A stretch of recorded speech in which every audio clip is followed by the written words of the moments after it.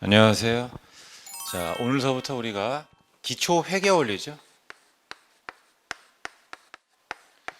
근데 이게 어떤 용도냐면 이제 공기업에서 상경 통합이라고 하죠. 가장 이제 기초적인 그런 회계학에 대해서 같이 살펴보도록 하겠습니다. 그래서 우리가 이제 명확한 어떤 목표 의식 있죠. 요게 좀 필요한 것 같아요. 그러니까 뭐냐면 시험이라고 하는 게 이제 날짜가 정해져 있고 하다 보니까 여러분들이 선생님 저 2주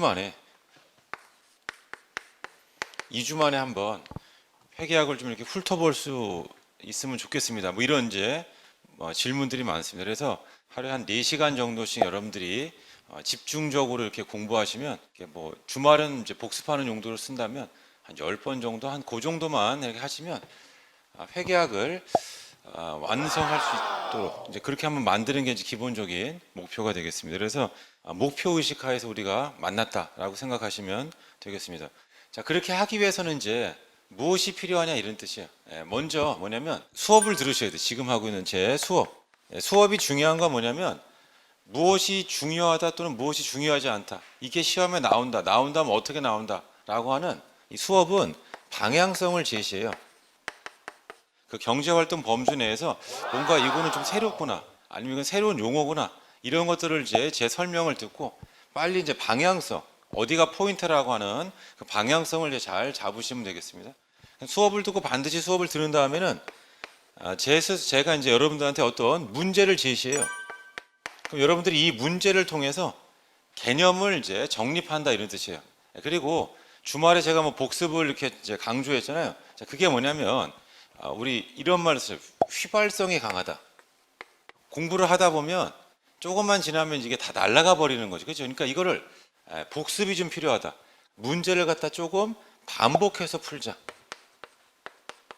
반복해서 풀게 되면 어떻게 되냐면 휘발성을 좀 낮출 수가 있다 이런 뜻이에요. 이게 제일 중요하고, 자, 그 다음에 이제 또 뭐가 있냐면은 자, 계산 문제가 있고 이론 문제가 있어요.